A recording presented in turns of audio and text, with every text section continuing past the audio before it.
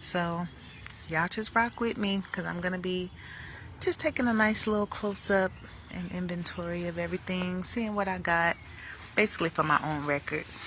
And I can't wait to do a comparison later in the season.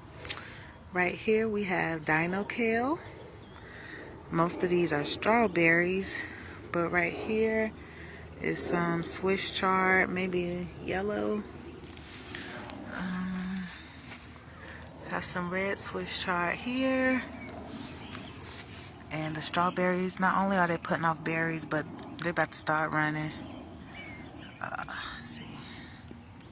Chamomile.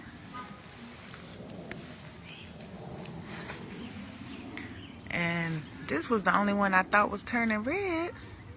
And I was like, oh man, I don't know if we're gonna eat it because how it did back there. Let me see. Yeah, there we go. I bet you somebody will eat that though.